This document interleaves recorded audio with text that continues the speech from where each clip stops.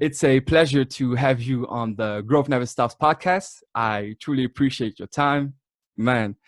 Just since the time that I've been on that MMI event in Barcelona, where you trained about 400 people in that seminar. I mean, you've had such a tremendous impact on my life since March, and it's just a big time pleasure to have you on and share your inspiration story and just your educational knowledge as well. Well, thank you. Of course. So, Humbling words. Humbling words. Yeah. and before we start addressing some topics around money, can you take us through your inspiring life story, the challenges you had to overcome as a kid, as a teenager, and young adult, as well as the breakthroughs? Can you take us through that, maybe? Yeah, of course. Well, I'm originally from South Africa. I grew up in the midst of apartheid, when there was a lot of conflict uh, in South Africa between, the white man and the black man and the pink man and the green man. And I never understood that as a kid, because in my house, we never had color. We never had black or white. We never had, we didn't have that. In fact, I have two mothers. I have an African mom and I have my biological mom. And her daughters were always referred to as my sisters. And so, being a child, naive, the world is big and beautiful, right? But there was a moment in time, this was early in the 90s, where my parents had obviously felt the great impact of apartheid, and they decided it wasn't safe for us to stay anymore. And so the agreement was between my parents that my father would stay in South Africa, sell the house, sell the business, sell everything, and my mum would relocate, and she would take myself and my two other younger siblings with us, and we would move to Israel and wait for my father and prepare for my father's arrival, and build a life in Israel. And I was a very young teen. I was about 14 at that time, 14 years old, when that decision happened and when the move happened. And so what happened was we moved abroad. We moved to Israel. My father stayed in South Africa according to the plan. But over time, I think life just caught up with my dad, and he never came to Israel. And so we found ourselves living in a foreign country, trying to figure out foreign policy, foreign culture, foreign languages. And, it was a struggle. It was really difficult. My mom being then a single mom and living in a different culture with different language, bringing up three children on her own wasn't easy. And so by the age of 16, I had chosen to leave school. I dropped out of school and I went to work. And I went to work primarily to help my mom put food on the table and pay some bills and pay the rent and, help clothe my younger sister and my baby brother. And so despite, and even though I was an okay student, I wasn't a great student, but I was a good student. I made that choice to drop out of school, to leave school and to go and help mom to make ends meet, as they say. And so that's where my journey started. And I knew from a very young age that I had greatness in me. I had something good to contribute and do. But I also knew that I would have to self-educate myself. And so at that young age, without a father, I lost discipline. I lost guidance. I was hanging around with the wrong crowd, the wrong people, doing all kinds of stupid stuff. But then I started to find mentors through the books. And so I started reading books by, Robert Kiyosaki. One of the first books that I touched was Rich Dad, Poor Dad. Also other books like Napoleon Hill's Think and Grow Rich. And these books started to open my mind and started to create questions in my mind. And as I started to ask more questions, I started to absorb more in the reading, and I asked more questions and I started to absorb more from the reading. And the reading started to expand my mind. Then I went to the army. I spent 3 years in the military, and I left the military broke, broke, broke, broke, broke, broke, broke, broke. I was skinned. I had no money, and I left the army with great, great, great hope, and that's where I started my journey in the big, beautiful world. And I started working in retail and started to get acquainted with sales, and that changed my life. And then eventually I built up my first company, first adult proper company. When I was in my early 20s. I sold that when I was at the end of my 27 age. And I took the profits from that company and I reinvested it into property. And by the age of 28, I became financially free. Wow. Yeah, and that completely changed my life. But, looking back today with the knowledge that I have today and the experience that I have today, one of my strongest drivers was pain. Because it's abnormal that, a kid moves to a foreign country, has to become the dad of the house, help mom pay the bills, 3 kids at home. It's not a normal situation. And I was in moments, you talked about where was the breakthrough. I remember being about 17 years old. And I remember one specific event that happened in my life is that I was sitting at home, 17 years old, and it was rather late at night, maybe, I don't know, 9, 10 o'clock at night. And all of a sudden there's a knock on the door. And I'm wondering, who's knocking on the door so late? Anyway, naively, I go up to the door, no problem. And I open the door, and standing in front of the door is my landlord, because we lived in rental apartments all the time, right? We couldn't afford to buy anything. And my landlord is staying there, or our landlord is standing there, and he's standing next to these 2 guys that were huge in size. And I realized very quickly that something's not right in the situation. And so, I stepped out of the house and I said to the owner, I said, hi, how are you? What's going on? And he says to me, your mom hasn't paid rent for 2 months, going on 3 months. And I want my money, and I want my money now. Every time I try to call, I'm not getting my money. I'm not getting answers. And, he came with these 2 guys, obviously, to put force over us. And so, that was an experience that happened to me when I was 17 years old. So not the most pleasant experience. And I remember at that moment in time, I made a commitment. I said to him, listen, you'll get your money. Just give me, 48 hours. And, I managed to convince them. I managed to sell to them the story that I will get their money. And guess what? I got their money. And and so I knocked on doors. I spoke to family. I spoke to friends. I did whatever I could to raise the money to help them, to pay them, to help my mom. And it was a pivotal moment in my life, because that pressure and that pain and that push created an awareness around me that if I was pushed in the future, I could show up. And I think it's one of the biggest, breakthroughs that I had, because I see even today in my adult life, where I've done relatively well financially and I live a very blessed life. I see that a lot of people, in most cases, they don't show up in their life. And I always say, if you want success in any area in your life, you have to participate in your own rescue. A lot of people want to have, beautiful, beautiful lives, healthy lives, rich lives. They want to have financial freedom, but they don't participate in that area. So you want to have great health, but you're eating crisps and fries and junk food all day. Well, you got to participate in your own rescue. And so I learned to show up at a very young age. And I think that was one of the driving forces that molded me into who I am and how I do things today. It's, it's just about showing up.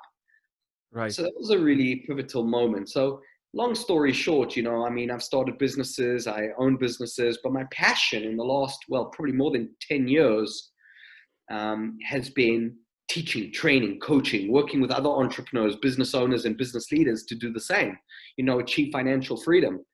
And so, one of the greatest gifts that I had was the pain from the past.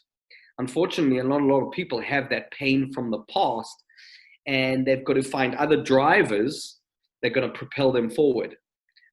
So in some way, looking back, leaving school, my father, abandoning my family and not showing up, it was my golden coin.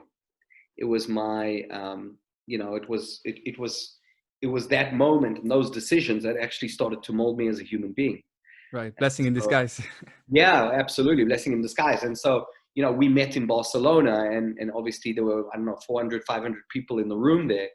But I'm very blessed that people come from all over the world to work on themselves and to create more awareness about success and, personal development, wealth creation, entrepreneurship, business development, all these subjects that tend to be hot phrases. And so, I always say to people, I don't have a degree. I don't have any fancy certificate hanging on my wall. I don't have, master's degrees behind me. But what I have is real results in the real world. And I think that's something that a lot of people need to hear, because I think we get caught up so much with if I go to school and I do well at school and I get a degree, then my life and my success is guaranteed. And I think that's one of the biggest lies that we've been sold. I mean, I know so many people that,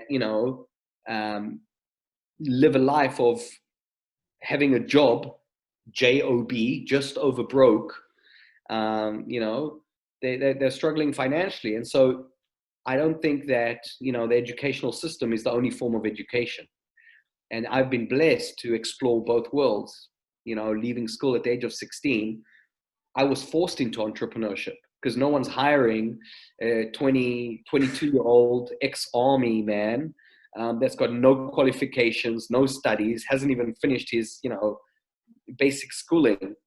And so that pushed me and forced me into being an entrepreneur and creating. And I think we're all entrepreneurs in some way, in some shape or form. We're all creators, but not enough people, not everyone has enough pain to pursue, So that's kind of my story in short. But, obviously we met through training and teaching. That's where my passion lies today. Right. I can see that most definitely. And by the way, what is the greatest lesson that your mother taught you? I think for many years, looking at my mom, I naively would say to myself, watching my mom struggle and pay the bills, I would say I would never be like this. I never want to go through life where I have to struggle and, really meager through life to pay, for food, for rent and all that. I never wanted to be that. I always wanted to go to the other side of the spectrum. I wanted to create wealth. I wanted to be rich. I wanted to have money. I aimed for financial freedom because of the model that I had in front of me, the model of, financial struggle, financial pain. Looking back now with more wisdom, as you can see, my beard's a little bit white, so I have a little bit more wisdom under my belt. Looking back today, I think one of the greatest lessons that I've taken from my mom, and my mom, by the way, is one of my heroes. And it wasn't always like that. I never perceived her like that all the time. And that's something that I've come more aligned with in the last few years. But looking back at my mom, who's one of my heroes, if there was one thing that I learned from her, it's never to give up, never to quit, even when it's tough, even when it's difficult, even when things are going south, even when you can't pay your bills. You never throw in the towel. You find a way, you figure it out. If the door's closed, you go through the window. If there's no window, you climb down the chimney. If there's no chimney, you freaking make a chimney. And so I think never giving up, never quitting has been a huge lesson looking back that I can take from my mom. Yeah. Right. Wow. And can you tell us about our beliefs around money and how they influence our relationship with money? Can you go in depth? with this? So first of all, it's important to understand that money is a creation of man. Okay, it was something that we created, we installed in ourselves. Okay, like a program, we downloaded the program called money. If we look fundamentally at money, one of the biggest problems from my experience is it's an old system. It's an old system based on old rules, but we're living in a new age world. Now, how did we learn money? How did we get what we call a money blueprint? And that's one of the things I talk about and teach. If you look at most kids, how did we start earning money? How did we get an awareness around money? Is at a relatively young age, we wanted to buy something, right?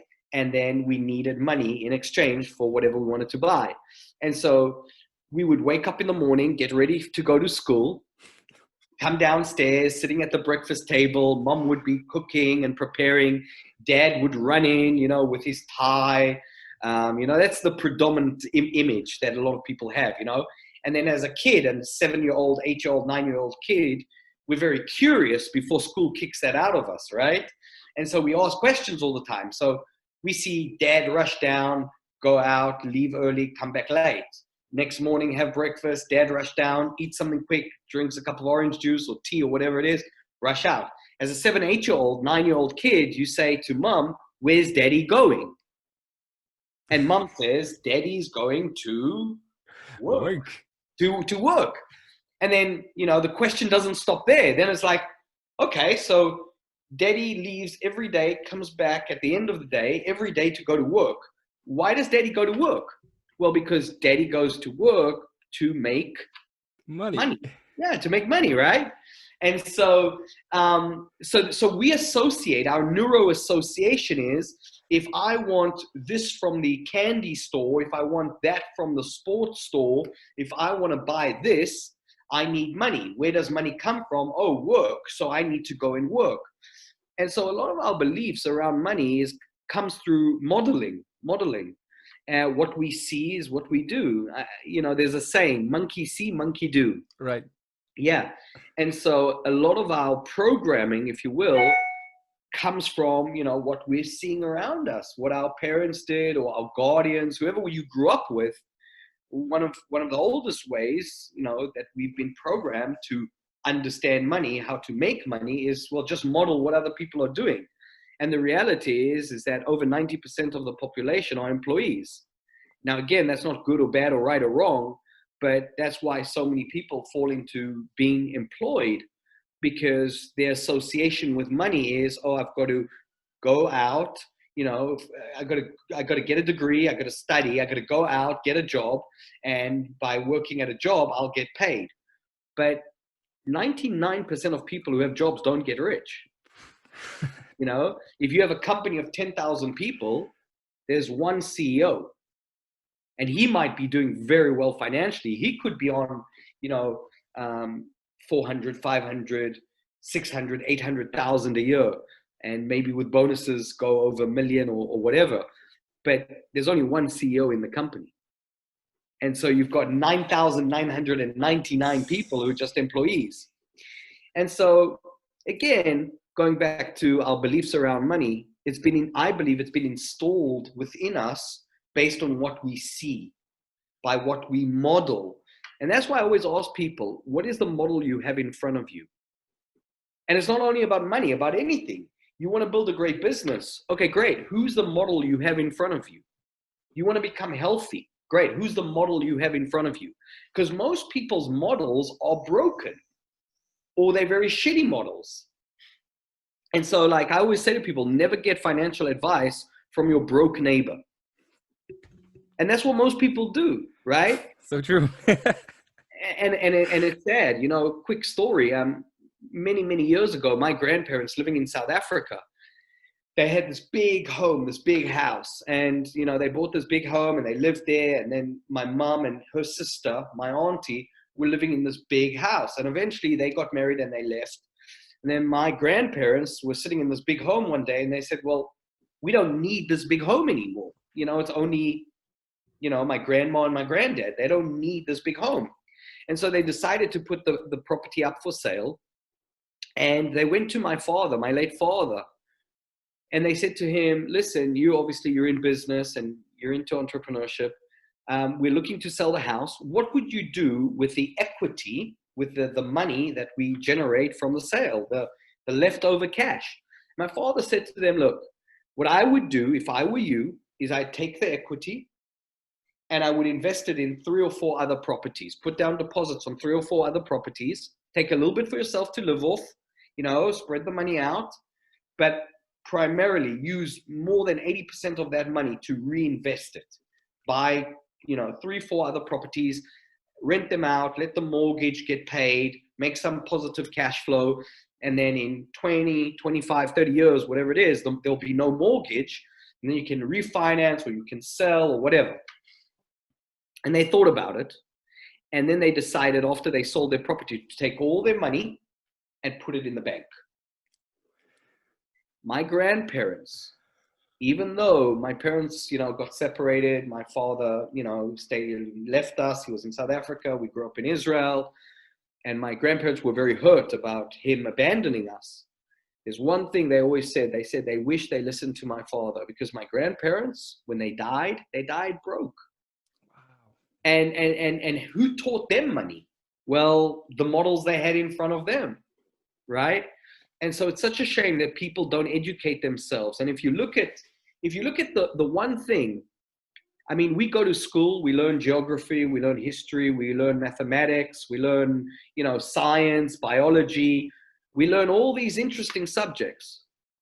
But there's one thing that every single adult thinks about, deals with, and contemplates every single day of their life, probably from the age of 21, 22, 23 plus. Every single day we think about something called money. And we make so many decisions around money. But how come we haven't been taught money at school? Now, I don't know about you. I know you're based in Luxembourg. Yeah. But did you in your school, did you go to a class called money? Not at all. No. So, yeah, and so the schooling system is failing people. Absolutely. If the schooling system was so great, how come most people are broke? Absolutely. How come so many people are suffering financially? Yet when you talk to them about investing or entrepreneurship or, investing in gold, silver, cryptocurrency, Bitcoin, they refuse to educate themselves based on a broken model. Yeah, they're modeling a broken system, but also fear. Oh yeah. Yeah, and so yeah, it's a problem. Oh yeah, and I would say that having a closed mind is the most expensive thing in the world. Yeah. And I always say that being born and raised in Luxembourg is like winning the lottery twice. No question about it. Whether it's healthcare, salaries, education, of course, no doubt about this. But when we go more specifically into the educational system, there are so many things that are really not useful at all once we become adults. And in school, even at the I got a bachelor's degree in corporate management at the University of Luxembourg.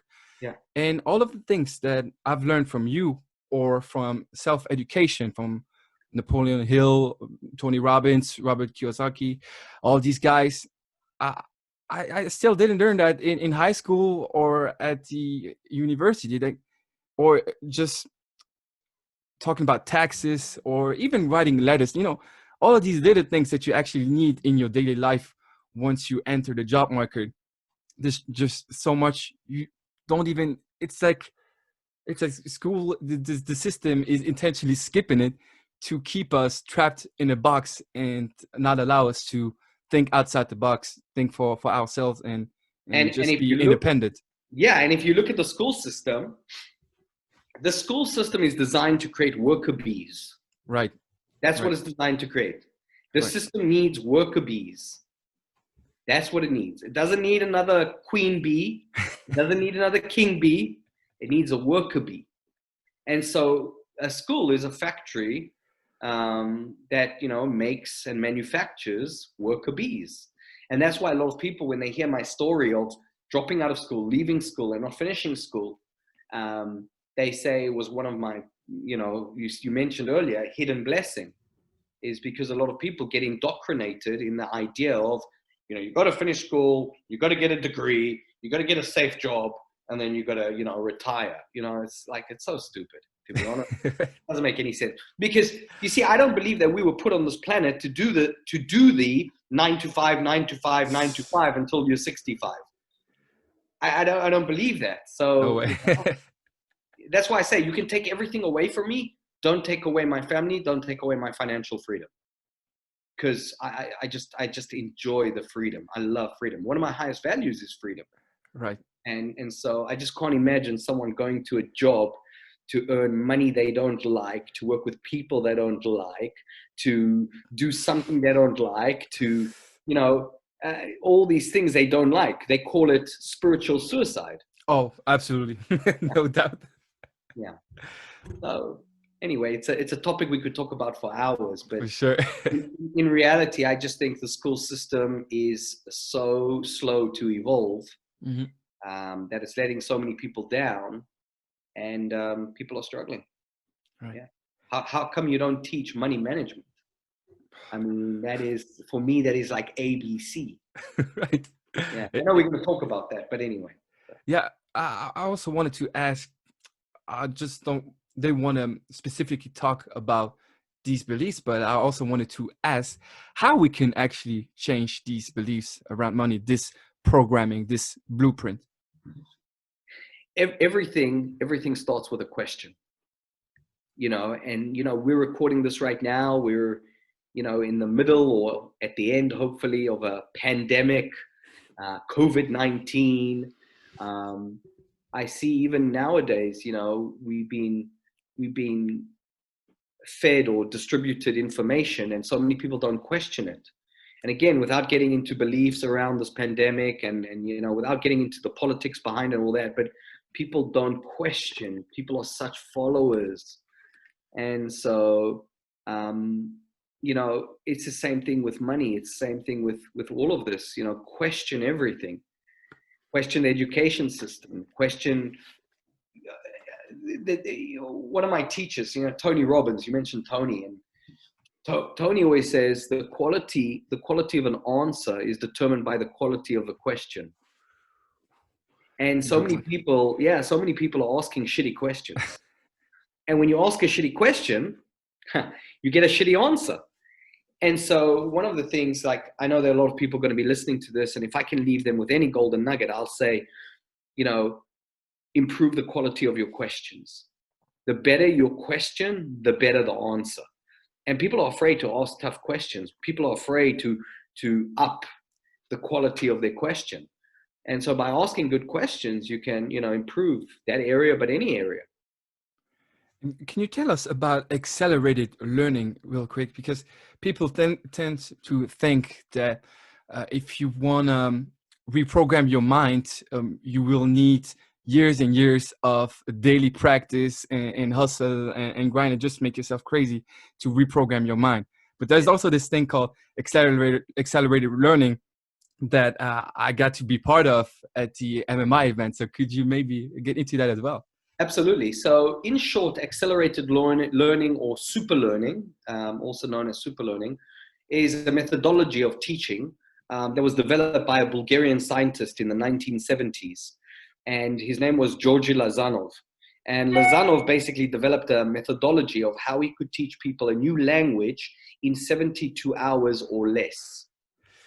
And what he built around this methodology was is teaching by engaging three things: left brain hemisphere, right brain hemisphere, and the nervous system.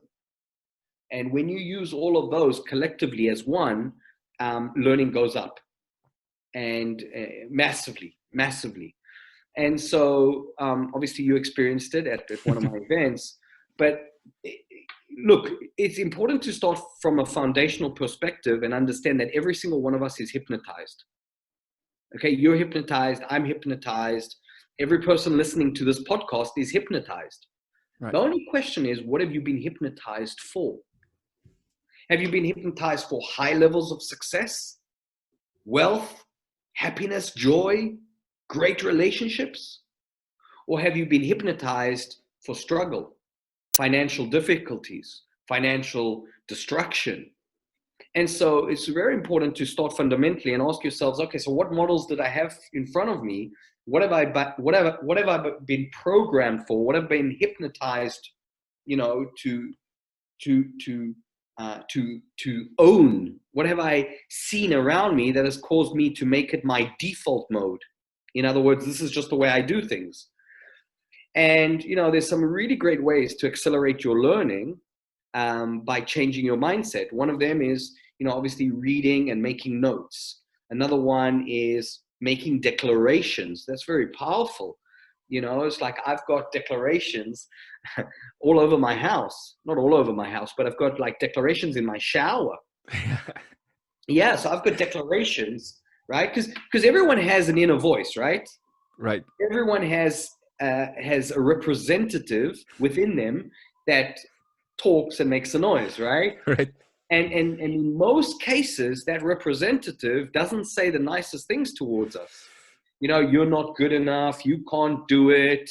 Why will anyone listen to you? Why would anyone come to your podcast? Why would anyone come listen to you on stage? Why would anyone, And so that inner voice gets louder and louder. And so the same way as we can train, the same way as that voice gets louder and louder and gets trained to lower our confidence and our own self-belief, we can train that little voice to be empowering and positive. And so I have declarations, in my shower. I have my declarations in my bathroom where I brush my teeth at night. And it just starts to feed me subconsciously. And sometimes when I'm in the shower, I would even read these declarations out loud, and that's part of the accelerated learning process where you start to, say things out loud. You start to read, but you start to make notes. As soon as you start to engage your nervous system, right? If you're reading a book and you close the book and you leave, that's very static. It's a very low level of learning. But the moment you read the book and you start making notes and highlighting and taking the golden nuggets and opening a Word document and rewriting it in a summary, all of a sudden you're ingraining the messages, you're ingraining the learning deeper within you.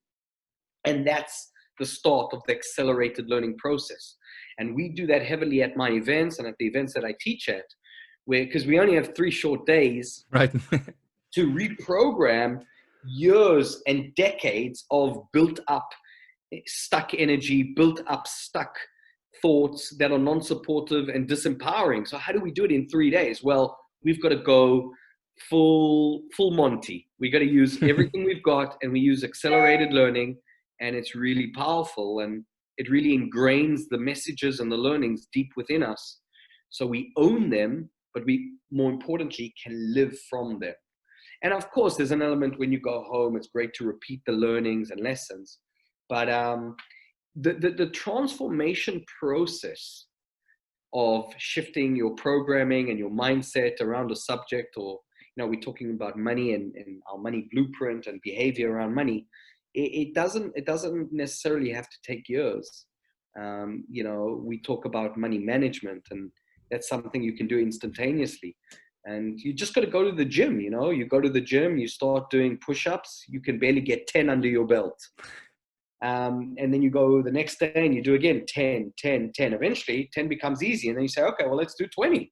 And then you're doing 20 and you're saying, fuck it, let's do 50.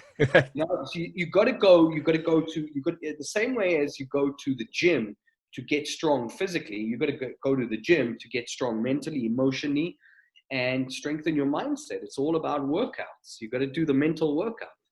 Right. Dropping truth bombs.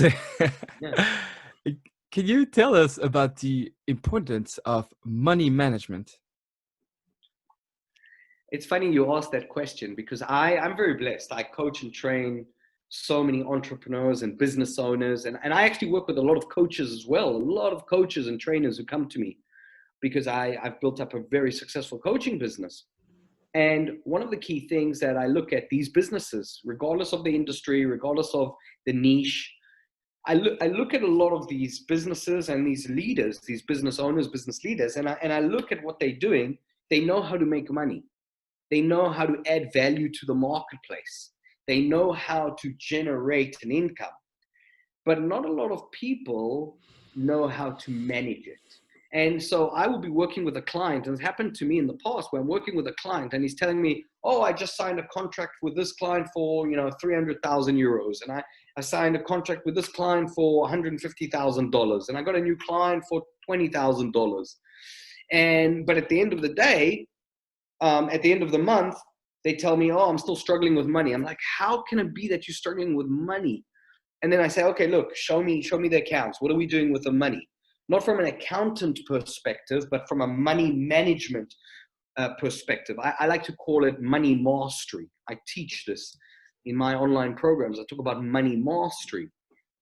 And so you've got to start allocating money accordingly. Because what most people do, most people don't even know what day of the week it is with their money. They don't know how much money they got. They don't know how much money they owe. They don't know how much money they have available to them. Because, for example, and I know that every time, I live in Holland, you live in Luxembourg, we're kind of close together. Right. We're neighbors. But the reality is I know that every time I send out an invoice, and I know that every time that invoice gets paid, I know the tax man is looking over my shoulder, right? And so a lot of people, they use funds that are available to them, but they're not theirs. And so, for example, one of the problems I see with so many businesses is they don't understand the concept of good money management, or like I said earlier, money mastery. So in other words, for me to put under the spotlight, every time I get a bill paid, I take a sum of that, I take a part of that amount, and I put it into a tax account. I take a little bit of that money and I put it into an education account. I take a little bit of that money and I put it into an investment account. I take a little bit of that money, I put it in a holiday account. I take a little bit of that money and put it in the if we get fucked account. Like the pandemic. So many businesses got hurt right now, right? So many businesses got hurt. So many businesses got wiped out. So many people are struggling. And that's just to amplify the fact that these people haven't been planning. They haven't been managing their money properly. Because if you were planning and managing your money properly, you should have a 3 to 6 months buffer. No problem. Sure. I mean, 3 to 6 months is not a lot. And so if you haven't been doing that, if you've been struggling financially over the last few months and during the pandemic financially, you've got to start asking yourself some serious questions. Hold on, what don't I know about money management? What don't I know about money mastery? And so that's why for me, it's a hard pill to swallow when I talk to a 50-year-old or 60-year-old who says to me, oh, my business is about to be wiped out. And I'm like, but you've been running this business for 10, 20, 30 years. How come? And it's like, yeah, well, there's no work now. Yeah, but didn't you manage your money? Didn't you have, this account, an emergency account? I don't like the word emergency account, because if you have an emergency account, you're creating an emergency. Right. Yeah. Right. Because, what you focus on expands, you've got to be careful what you attract. But have a contingency account, and you have 3 to 6 months or whatever it is, a little bit of a buffer there. And so I see it as a major, it's a rock that weighs businesses and people down because they haven't mastered the game of money. They don't understand the concept of money management. Like I said, I've got a holiday account. Every time I get paid, right, I take a little bit of money from my salary, my income, my companies that pay me salaries. I take a little bit of that and I put it into a holiday account. And the reason I do that is because when I go on holiday, first of all, I want clarity on how much I have in that account. Clarity is power. Most people don't have clarity, so they have no power. And so clarity is power. So now I have clarity, how much money I have in the account, A. B, have you ever been in a situation, Michael, where you came to spend money and you felt guilty about spending it? Oh, for sure. Tons of times. Exactly. I've been there myself. And I'm sure that a lot of our listeners can relate. So here's the thing. But if I know I've got an amount of money in that holiday account, I know that money is there dedicated for me having a kick-ass holiday. So I don't have to feel guilty about, oh, can I spend on this? Can I spend on that? I mean, fuck it. We only live once, right? Exactly. But it boils down to, are you managing your money? Are you mastering your money? And are you allocating funds accordingly? Most people have all their money in one account. They don't know what day of the week it is. It's a problem. It's a problem. Yeah. Right. It's the first time in my life that I can say that I feel financially confident, because that was a problem. I acknowledged it. I acknowledged it that I was just not able to manage my money. I didn't know how to do it. I had all of this programming, these negative beliefs about money. Growing up in middle class, lower middle class, born and raised from two hardworking immigrant parents. The conversation about money, it was, we kind of avoided it, and it was pretty rough. So Most people avoid the subject of money. It's like a taboo subject. it is. And it's like, it's crazy. I mean, like my son, I have a 7-year-old. He just celebrated his 7th birthday. And I want him to know about money. I need him to understand money. I need him to get the concept around money, investing. So many people enter, they finish school and they enter life and they're financially illiterate. Oh, man. They can't read numbers. They can't read financial numbers, and they wonder why they struggle. Yeah, Makes totally sense. And I was just in Holland these past days. I went on vacation with some friends. I went to Den Haag, and that was the first time, pretty much the first time, where I had my play budget. Since March, I've just been putting the money to my play account, and it felt so good, that guilt-free spending, being on vacation. I didn't have to worry about anything. Of course, I kept tracking all of my expenses during the vacation, but it was guilt-free. It's so much freedom. It feels so good. It's liberating. And the Yes. funny thing is that the first time I got into the whole concept and really the idea of taking more responsibility over my finance and everything, I thought that managing my money and being masterful in the space of money would restrict me, would suffocate me. But actually what it did was it promoted freedom. It promoted me feeling free when I spend my money. And I loved that. It was an incredible feeling. And it's very empowering. It's very empowering. And so, everyone listening to this, I mean, if they take, again, one more golden nugget out of this podcast, you've got to start managing your money. There's a great story. I don't know if you've heard of Theodore Johnson. Oh, no. Theodore Johnson, many years ago, this is back in the 80s, and he worked for UPS, 80s, 90s. He worked for UPS. And Theodore Johnson never earned more than a salary. He was an employee. He never earned a salary more than $14,000 in a year. And that was his salary, just a UPS driver, delivering packages, And when he died, everyone was in shock to discover how much money he had left behind. Now, you have to understand, this guy's a UPS driver, an employee on a salary of $14,000 a year. And when he died, he left behind $70 million. How is that possible? Money mastery, baby. Money mastery. The guy was investing. He was buying up stock. He educated himself. And so this is a true story. It's been documented. And so, you look at other people. Look at Joseph Kennedy, the father of JFK, the ex-president, before he was assassinated, the president of the United States of America. Joseph Kennedy, his father, before 1929, his net worth was about $3.8 million. 1935, by the way, what happened between 1929 and 1935? Great Depression. Great Depression, right?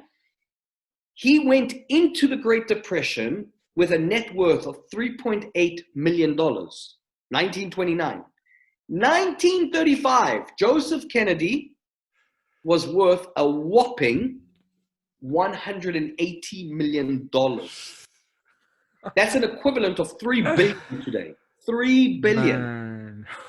Now, how is that possible? Well, he understood money. he used money to leverage himself. And that's the thing. Most people don't educate themselves or in the space of money. I mean, look where we are today. We're in a pandemic, right? We're COVID-19. The government is printing money left, right, and center.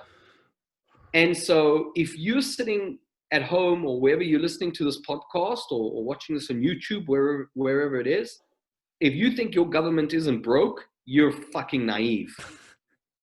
You know, if you're sitting at home listening to this podcast and you still with the hope and the idea that your government's going to take care of you when you retire, oh, you need a wake-up pill. You need a wake-up punch. And so, you know, it's our responsibility to master this thing called money. And, you know, money is evolving. You know, it was gold and silver. You know, I live in Holland. You know, hundreds of years ago, there was the tulips, right? Yeah. And so now they're talking about Bitcoin and cryptocurrency. And so it's all about educating yourself, you know, and if you don't educate yourself, Life will educate you. Life and the marketplace will educate you. Yeah, you pick that one up. Right. And so it's just about education. I believe most of, if not all the problems we have is stemmed out of a lack of education. And so that's why I love teaching. I love educating people. I think it's so important. And, you know, the corny and cheesy saying is, if you've experienced some success in life, then it's your obligation to send the elevator back down. and that's what I'm doing. That's what I'm doing. You know, I live financially free. I have a beautiful home. You can see my book, my art. This side. Yes, this side. Right. I've got some beautiful pieces of art, but I live a very blessed life. It wasn't always like that. I came from struggle. I came from middle class. I came from nothing. I didn't finish school, no degree, all of that, right? But education. And so, you know, if your listeners are willing to educate themselves, they can't be stopped. Yeah. Wow. Let's get to the final 3 questions. Sure. And like I said, just like some brief answers required. There's no need to go in depth with this. Just sure. Like the first reaction. So first we got, if you could go back in time and talk to your 13-year-old teenage self, what is the ultimate advice that you would give to that younger version of yourself? So what advice could I give to my 13-year-old self if I could travel back? Right. Okay. My 13-year-old self, I would probably just say to me back then, 2 things. Number 1, everything's going to be okay. Everything's going to be great. And trust yourself. Trust myself. Everything's going to be okay. And secondly, as soon as I can, get a coach. As soon as I can, get a coach. Find someone who has success in a realm or an area or in an industry that I want success in, and let that person coach me. I did well financially, and I do well financially, but I could have done it a lot faster with a lot less pain, and I could have had a lot more hair on my head if I would have gotten coaching a lot earlier. It would have saved me a lot of struggle, a lot of pain. So that's probably the 2 things. Number 1, everything's going to be okay, and trust yourself, trust myself. And number 2, get a coach. Get a coach. Powerful right there. And before we get to the last question, can you share with the audience where they can connect with you? And can you tell us about your services as well? Yeah, sure. So first of all, you can find me pretty much everywhere. I'm easy to find. My website is www.arnonbarnes.com. I'm on Instagram, on Facebook. Again, Arnon Barnes. So pretty easy to find. In terms of services, my passion is obviously coaching. If you're in business, if you have a business, if you have a team, if you're a coach, a trainer, a speaker, and you want to develop that side of you, you want to get, more high-paying clients, you want to add more value to the marketplace, then I can definitely help you. And obviously, you can visit my website. I've got some webinars around that topic, which is really cool. No sales, no pitching, just value, meat and potato value. So it's really cool. So yeah, I'm really easy to find. In terms of other products, obviously we do live trainings, which are not happening right now. unfortunately, but I believe that will change in the next few months. I'm a little bit of an optimist in this space where everybody's talking about a second wave. I'm saying, fuck the second wave. Right. I'm choosing to believe that things will get better. And so, yeah, just go online and you can Google my name, Arnon Barnes, and you pretty much will find me. Yeah. Very nice. Very nice. Now, last question. What is your message to the world? My message to the world is question everything. Question everything. Again, I said this earlier, the quality of the question will determine the quality of the answer. Just ask good questions. It's like a lot of people wake up in the morning, they jump out of bed and they say, how do I pay my bills today? How do I pay my bills this month? That's a bad question. It's like, it starts from the, fundamentally the questions are bad. It's like, oh, how do I not get sick again? It's a wrong question. How do I get immaculately healthy? How do I become vibrant? How do I increase my energy levels? How do I get fit? How do I get strong? How do I get wealthy? How do I become successful? So if I could leave anything with the audience today, question everything. Raise your question. The quality of your question will determine the quality of your life. The quality of your question will determine the quality of your bank account. And so just improve and ask better questions. Wow, man, Alon, I want to thank you and I want to acknowledge you for being a leader, for being a teacher, but especially for being a good-hearted and generous individual, most importantly, in my opinion, of course, and especially with integrity. That is something for me. There's as far as values and morals, integrity is of utmost importance, and you pretty much embody the values that I want to put out in the world as well. So I really want to thank you for that, and sincerely, I'm wishing you and your family and your team the best of luck going forward. I express my deepest gratitude to you for the impact you've had on my life so far. It's just priceless. I don't even know how to give back, but if there is anything I can do for you, just let me know. Here in Luxembourg, I got like, I got some impact. I can make things happen. So really, just a big thank you to you. You're very welcome, and thank you for the kind words. And there is a way you can pay me back, and that is to go out and become as successful, as happy, as influential, as positive, as powerful as you can. Because we need right now more light than ever.